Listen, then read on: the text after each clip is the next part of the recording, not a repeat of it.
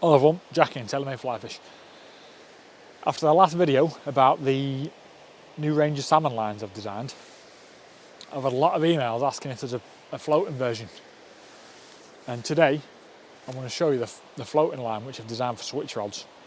I'll show you why I've designed it, the way I've designed it, and how efficiently it works, basically.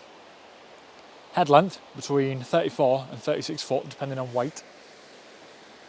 And that is because an efficient cast needs to start efficiently. So on that initial lift, you need to get the line clear of the water.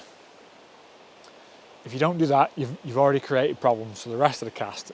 You're just going to carry your problems through the cast. But yeah, very little movement.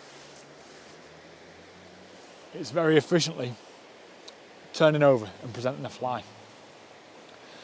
We've also seen these casts which roll out but get to a point where the loop starts collapsing on itself.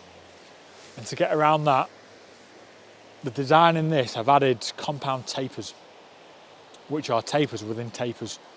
There's only one factory that can manufacture lines this way, but the results are much better. As you can see, with very little movement, it's turning over. There's plenty of energy going all the way to the tip of the line, down the leader, presenting the fly. So you need to be sure that every cast turns over, presents well, so as soon as the fly lands, it's fishing. And it's not wasting part of that swing, pulling everything straight. It'll do all the casts. And if you want to get distance, this line being so well designed, it's not a product of power, but of technique.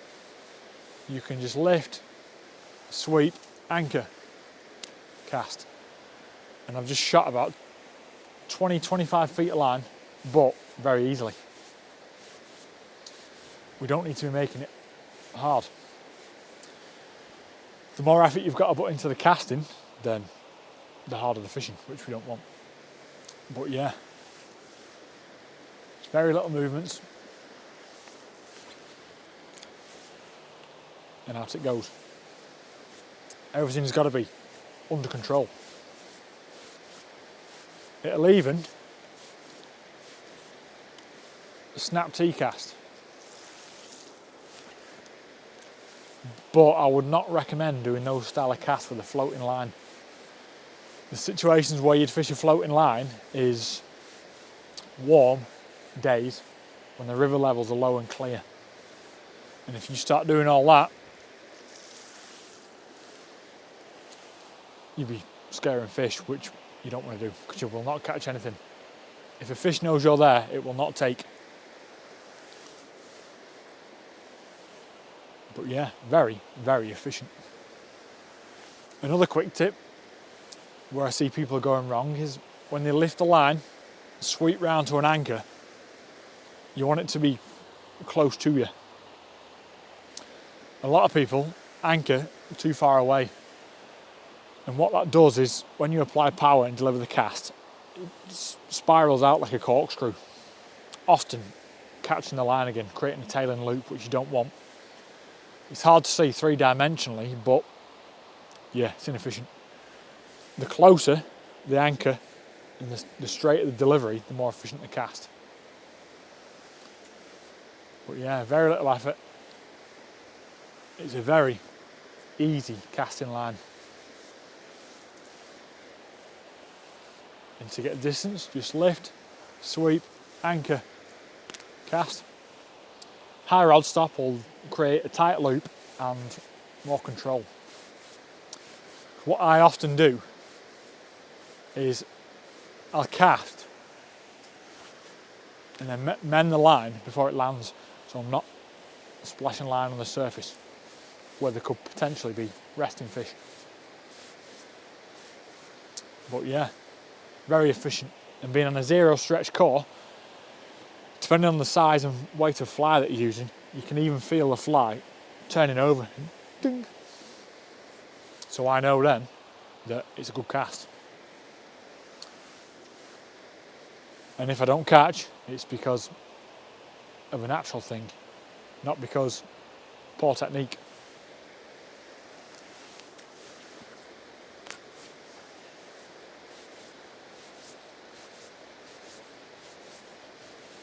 But yeah, it's not about power.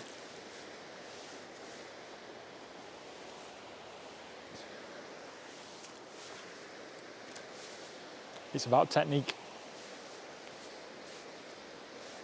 But yeah, the easiest switch line to cast I've ever used, that's for sure. Does it all.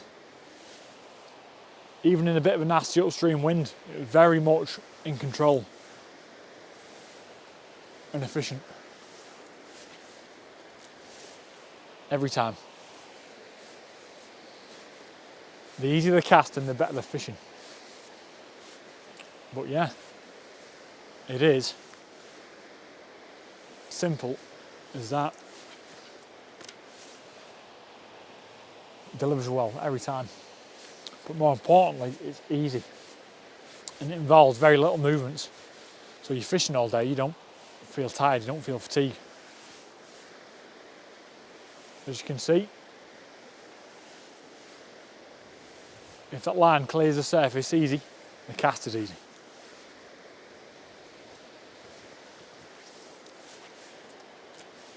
And yeah, as always folks, thanks for watching, and hopefully I'll see you in the next one. Cheers.